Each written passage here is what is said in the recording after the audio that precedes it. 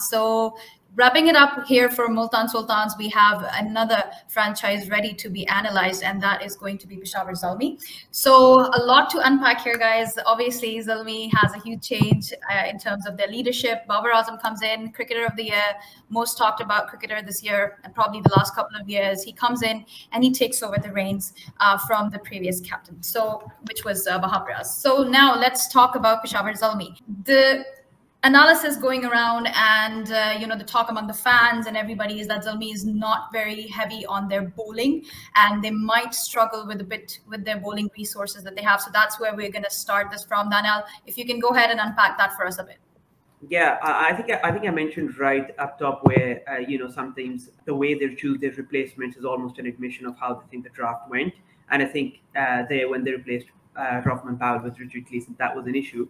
I think the big concern mainly is the fast bowling specifically, because other than Wahab Riaz, who's 37, potentially there isn't necessarily that sort of star power. I'm not sure how they'll make up their death overs. Even talking about Wahab Riaz, this is someone who not long ago just got hit for 6 sixes. So let's see how that works out. But I think in general we'll talk about the numbers a lot. One of the things that I'm looking forward to a lot this PSL is the drama during that Peshawar Karachi clash on the 14th of February, because we've had Imad Hussain take a not so subtle take at Babar Azam. I'd love to see if Babar's opening the batting, whether Imad opens the bowling. I'd like to see how that pans out. That's got nothing to do with the numbers and everything to do with the drama that the PSL will probably provide. But yeah, on a serious note, yes, their bowling is an issue, but I do think that once again it's one of those sides where I quite like the way their batting lineup shapes up. I'm really excited to see how both Saim Ayub and Hasibullah do, because I think Saim didn't really have the best time with Quetta a couple of years ago when he initially came. He was 18. I think the stage came a bit too soon for him. I hope that's not the case with Hasibullah, who's the same age that he was then now, that Saim was then now. Those are the two that I'm looking forward to in this lineup. The bowling might be a concern, but then Peshawar is the one side I think that's never been eliminated before the playoffs. I know 4 out of 6 qualify, but that's still quite an achievement. They always seem to somehow find a way to make sure that they're around the back end. And then it's just 3 or 4 matches, so you just have to catch fire at the right time. Daniel, what's the 11 you have in your mind? I'll have to look at it. I'm looking at it right now. I'm not too sure because once again, like I said, with the availability of certain players, I'm not too sure.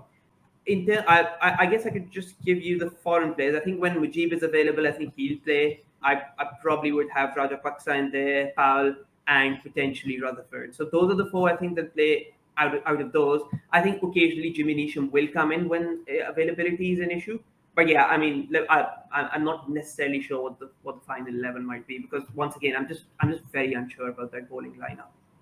Right. So I'll throw it to you, Dan. A little bit of an overview about the new picks, the people who are coming into PSL for the very first time, and obviously unpack the pick that surprised me the most in a good way was Rajapaksa. Really, really looking forward to him playing the PSL. He's been a very exciting player for Sri Lanka. Played exceptionally well against us in the Asia Cup final. So obviously there's a bit of a scar as well from him. But how do you see the foreign players, the overseas players playing for Zalmi this time? Yeah, so we actually picked up Banuka Rajapaksa when I was at Punjab Kings in the IPL auction in February last year, and very very cheap price. And I like him in terms of just the fact that he's the left hand that you don't necessarily need to pay a left hand tax for, and ultra aggressive obviously as well. The combinations of overseas players again in this team is going to be fascinating. Because do you risk saying Usman Khadir as a spinner, or do you go with the combo of either Mujib or Peter Hatzoglu, who I think is a much better player than a lot of people think actually? The playing for Perth maybe doesn't suit him as much as if he was to play for some other big bash franchises. The thing I think with Peshawar is that I look at them and I think this is one of the teams that's got a very big gap between peak and their lowest level, and really this team could be anything. I'm excited to see some of the domestic players as well. Saim Ayub, who I've spoken a lot about with Paul Nixon, who was his coach at Sindh, who I know really well from England, and he was super positive about him as a big talent for the future, and also Amir Jamal, who kind of has this strange achievement of making his international debut before his PSL debut. So there's an interesting one as well. I think ultimately, I struggle to see how this team's going to bowl a lot of spin and bowl a lot of high quality spin more than ultimately, successful teams generally do bowl quite a lot of spin, and I don't see how this is the team's going to do it. And also the emerging players maybe not quite at the same level as some of the other players, other teams' players as well. But they've got a lot of, with the overseas players, they've got a lot of players who have high peaks. Robin Powell, Rajapaksa, Kola Cadmore, Shafane Rutherford, Jimmy Neesham all have big peaks as hitters, but they've also got the capability of having a poor run of form. We're seeing that with Rajapaksa right now. Last sort of 10, 15 innings, he's really struggled in various leagues. Lanka Premier League, he was poor, and in some of the international matches recently as well. So he probably comes into this with a little bit of low confidence.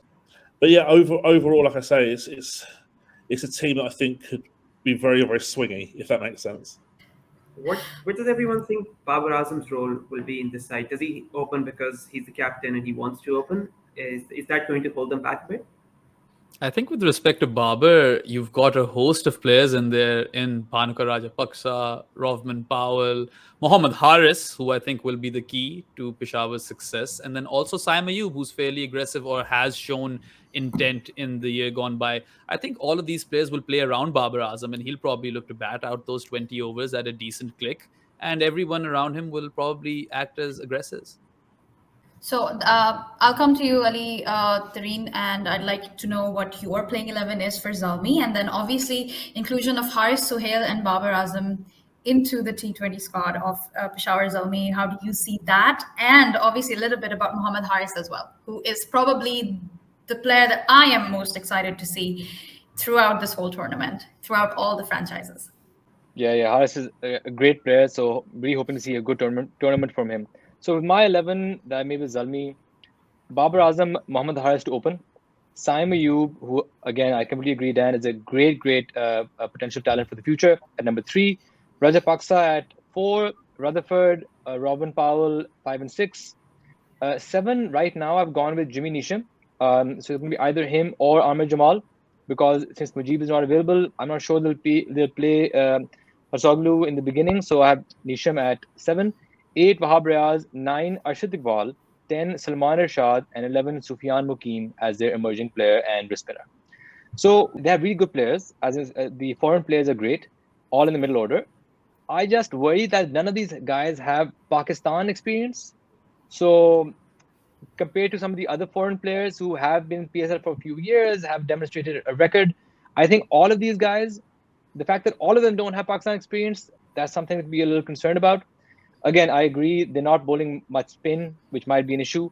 And again, their bowling attack on its own, Wahab Riaz, Salman Irshad, both very good players, have been out of form. Sufyan Mukim, emerging player, we don't know what to expect from him.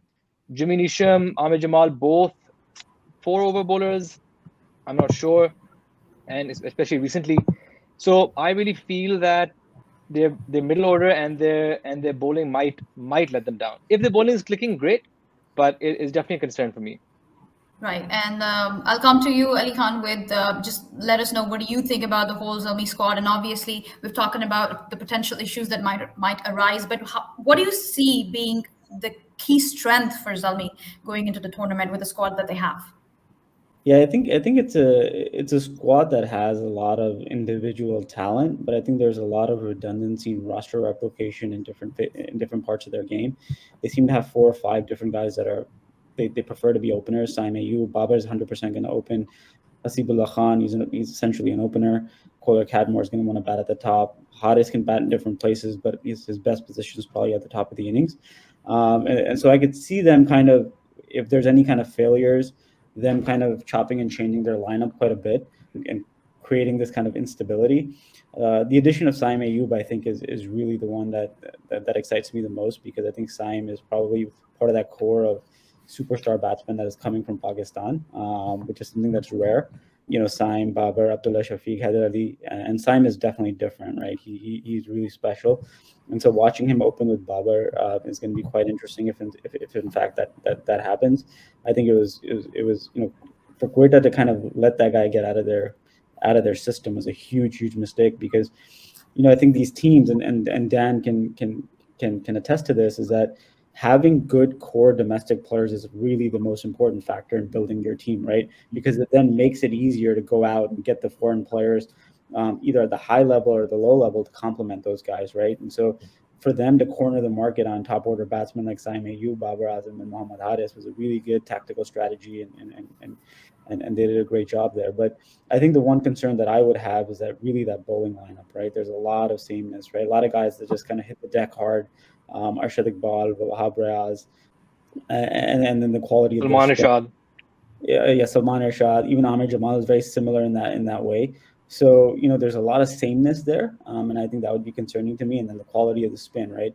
I think when you're building a T20 team, or really any team, but specifically T20 in places like Pakistan, having kind of 3 quality spinners is really important. I'm not sure that they have that, and if they do, I'm not sure if they can fit that in the same team at the same time. So I think that would be my biggest concern with Peshawar. And then let's see how they go, right? I think Dan said it really well. I think they can go out, they can go in any direction in terms of their performance, and so it'll be interesting to see. And I think it's a real test of Babar's captaincy. I think the narrative around Peshawar is really about Babar, right? What happened last year in Karachi, as Danyal mentioned, was it Babar? Was it someone else? Was it a combination of the two?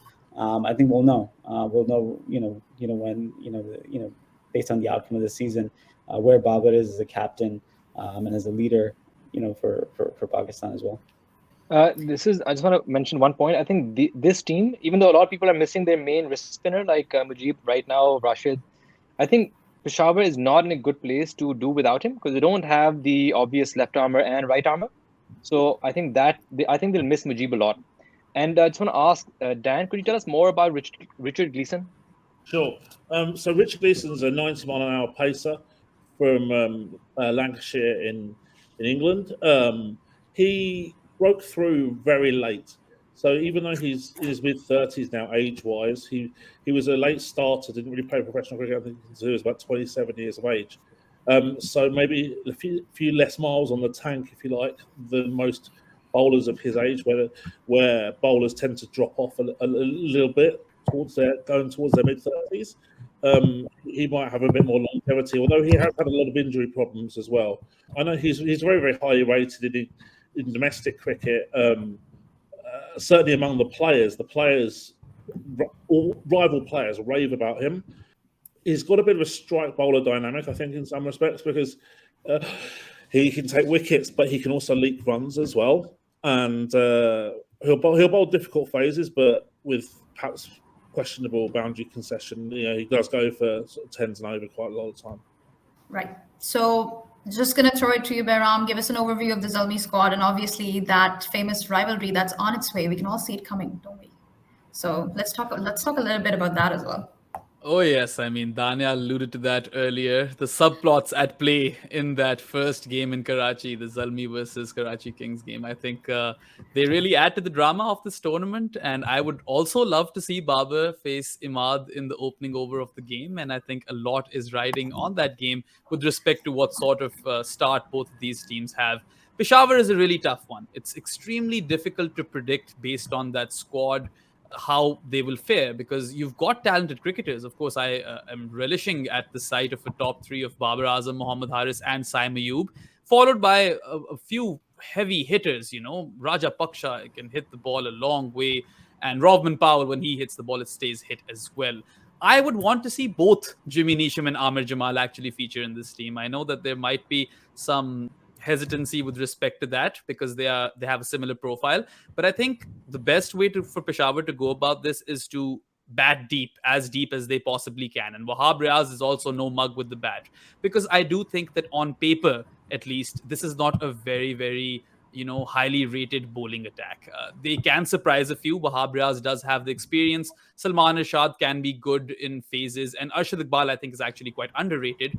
But how they go about it with respect to who bowls at the death and which spinners they go for, I think there's a big question mark over there. I do hope that Peter Hatzoglu gets more games than many would assume he would, because he's been fairly impressive in the BBL. And I think that, I would play him ahead of Usman Qadir, let's say. But I actually have never seen Sufyan Mukim. So if Ali Tareen is backing him as their emerging player and wrist spinner, I would be interested to see how that plays out. But I think the bowling attack really is miles apart from the quality of their batting. And I think that might go on to hurt them.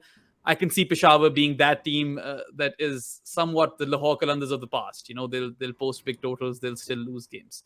And I hope that's not the case, because Peshawar is that team that has never, failed to make it to the playoffs. They've always consistently made it one way or another, and they've played a fair few finals, haven't only been successful on one occasion, I believe, out of 4. But they generally do make it to that stage and are decent and quite good, and towards the business end of the tournament, they find momentum.